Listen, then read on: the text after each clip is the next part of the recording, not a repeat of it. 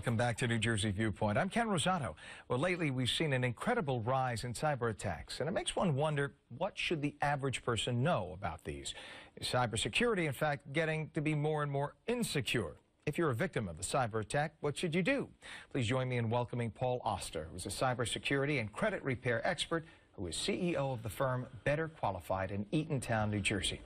Welcome. Good to have you here, Paul. Oh, great to be here, Ken. Well, is it just our perception, or is cyber attacking on the rise? Oh, it's on the rise. I mean, 2014 was the year of the data breach, for sure, and it's going to continue to get worse because we're just that much more connected. You know, now everything's online. Recently, I've been talking about smart appliances, and most people say, what's the big deal if my refrigerator gets hacked? Well, in 2013, 100,000 of those smart appliances were hacked.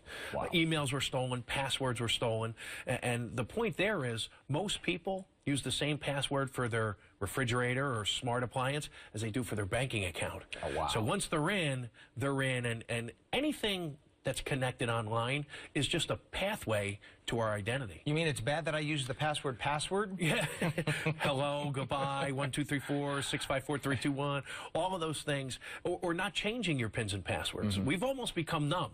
We joke about it, right? Another data breach, 1 million, 10 million, 1 billion, who cares? I feel okay. Didn't hurt me, so I don't change my pins and passwords. The problem there is, you know, at Better Qualified, we see this all the time. And we deal with the aftermath, the victims. And victims of identity theft, if you could talk to one, you would know, you would do something proactively to make sure you never become one. It's just, and I'm sure I'm speaking on behalf of 90% of the people, if I could be so bold as to say this. It's a pain in the neck because we have so many passwords. I'm right, for everything, to get into your work computer, get into your home computer, to check every program, every credit card, every bank. You got 10,000 passwords. You forget about it. You want us to email you a new password? Yes, email you. Then you forget it. Next day, I'm ranting because I'm right. So it becomes so annoying. Yeah. And you got to do it because of these morons who sit in the pajamas in their grandmother's basement and they sit there trying to hack into your credit card. It is annoying, and it's a pain in the neck. But again, identity theft is a pain in the neck, your stomach, your chest, your legs.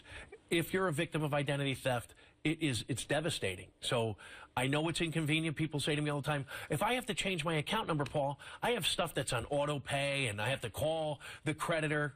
Okay. Is it going to take you 10 minutes? The average person is dealing with the effects of identity theft years after they're a victim. How often do you recommend that we change our pins and our passwords? This is where I become the most unpopular guy in the room. It's at least every 30 days. So you're telling me I should walk off the set right now? We might want to take a commercial break. Oh, my gosh.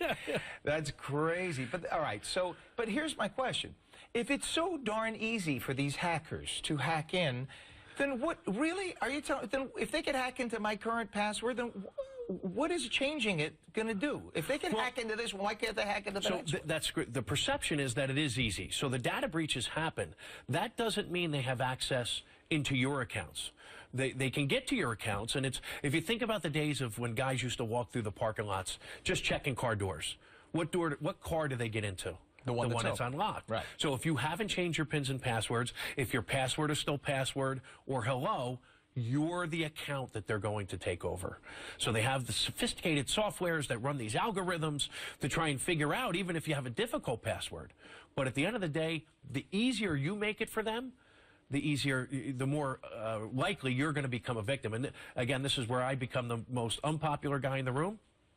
It's our fault that identity theft is one of the fastest growing crimes in the country. And it's going to continue to be that way until we, as consumers, do something about it. We lock our front doors, we lock our cars, we lock our phones. We do very little to lock our identities. And there's no such thing as identity theft protection because our information, our data, is in 10 million billion places out there over the internet. But the idea is to secure what you can. All right, let's say sadly, to say the inevitable happens, because I think we've all had a credit card number stolen or whatever, or bank account violated or whatever. So it happens. What do we do? So you have to make sure that you are aware of it. Early detection is the key. Like I just said, there's no such thing as protection. So unfortunately, we live in a day and age where you need to be involved in a credit monitoring program. And The FTC gives us all one free look on annualcreditreport.com to check our credit reports. I almost like to say thanks for nothing. Once a year, really, that's something that should be changed to every 30 days we should have access. But if not, then we have to pay a couple bucks a month to be involved in a credit monitoring program. If you see red flags or you know that you've become a victim of identity theft, put a security freeze on your credit reports. No one can access those reports if you put a security freeze without lifting a PIN or a password first. So that will protect you against people opening up new lines of credit. Putting a security freeze on your credit reports does not protect you against true name identity theft. And this is a really devastating part of this crime. This is where someone assumes your ID. They could get a job under your name. Why do they want to do that? Maybe they're a felon, an ex-convict. Maybe they're a child predator. Maybe they want to get a driver's license because they're on their 4th DWI. And to do all those things, they don't need access to your credit reports. So you really have to monitor all of your accounts, check everything on a regular basis, or you have to deal with the consequences. Lovely. There are so many of these new security cams that work on a Wi-Fi in the house today. Yep. And one of my neighbors told me that they found themselves on one of it was in Russia, one of these Russian sites where their Wi-Fi, whatever it is. Yep, absolutely. So that's also something. Be Baby careful. monitors. Make sure that you have that locked and change the ID on that. We're out of time, but I just want to put that out there. So if you have your... Scary. Okay. We're out of time. I want to thank you so much, Paul Oster, for being here. Good luck with that. Good luck, everybody. I'm Ken Rosado. We thank you for joining us. With all of that, enjoy the rest of your weekend.